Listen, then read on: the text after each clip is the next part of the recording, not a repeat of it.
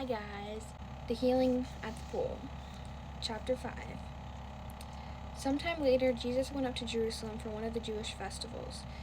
Now there is in Jerusalem near the sheep gate a pool, which in Aramaic is called Bethesda, and which is surrounded by 5 covered colonnades.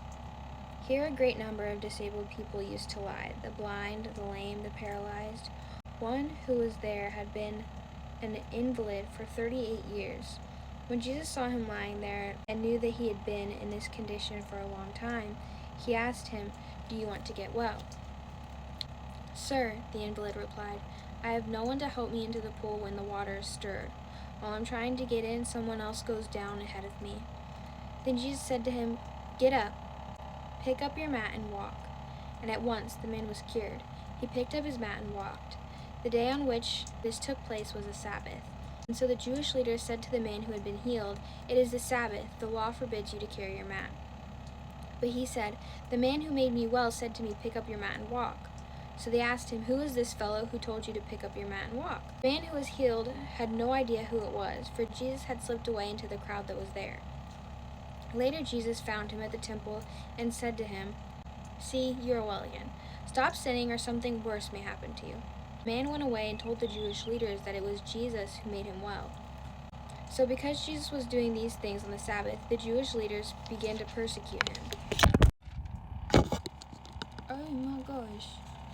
In his defense, Jesus said to them, "My Father is always at his work to this very day, and I too am working." For this reason, they tried all the more to kill him. Not only was he breaking the Sabbath, but he was even calling God his own Father, making himself equal with God. Jesus gave them this answer, "Very truly I tell you, the Son can do nothing by himself. He can only do what he sees his Father doing, because whatever the Father does, the Son also does. For the Father loves the Son and shows him all he does. And he will show him even greater things from these, so that you will be amazed. For just as the Father raises the dead and gives them life, even so the Son gives life to whom he is pleased to give it. Moreover, the Father judges no one, but has entrusted all judgment to the Son, that all may honor the Son just as they honor the Father. Whoever does not honor the Son does not honor the Father who sent him. Very truly I tell you, whoever hears my word and believes him who sent me has eternal life, and will not be judged, but has crossed over from death to life. Very truly I tell you, a time is coming and has now come when the dead will hear the voice of the Son of God, and those who hear will live. For as the Father has life in himself, so he has granted the Son also to have life in himself, and he has given him authority to judge, because he is the Son of Man. Do not be amazed at this, for a time is coming when all who are in their graves will hear his voice and come out. Those who have done what is good will rise to live, and those who have done what is evil will rise to be condemned. By myself I can do nothing. I judge only as I hear, and my judgment is just. For I seek not to please myself, but him who sent me. If I testify about myself, my testimony is not true.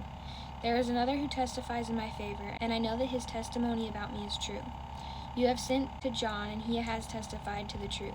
Not that I accept human testimony, but I mention it that you may be saved. John was a lamp that burned and gave light, and you chose for a time to enjoy his light. I have testimony weightier than that of John. For the works that the Father has given me to finish, the very works that I am doing, testify that the Father has sent me, and the Father who sent me has himself testified concerning me. You have never heard his voice nor seen his form, nor does his word dwell in you, for you do not believe the one he sent. You study the Scriptures diligently, because you think that in them you have eternal life. These are the very Scriptures that testify about me. Yet you refuse to come to me to have life.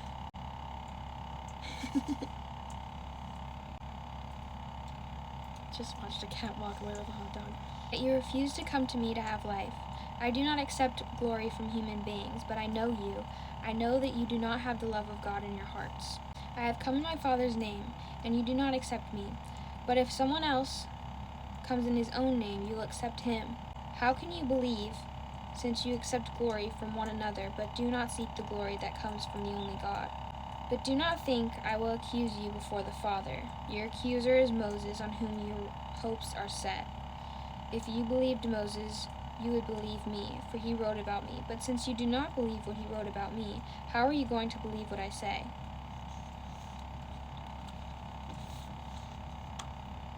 There's multiple things in here that I think stuck out personally. Like, you study the scriptures diligently because you think that in them you have eternal life. Yet you refuse to come to me to have life.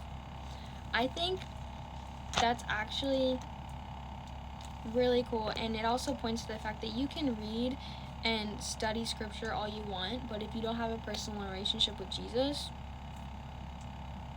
you know what I mean? Because it's not religion, it's a relationship. I'm not religious. I have a relationship with Jesus Christ. Anyway, that was that episode. I love you guys. Jesus loves you more.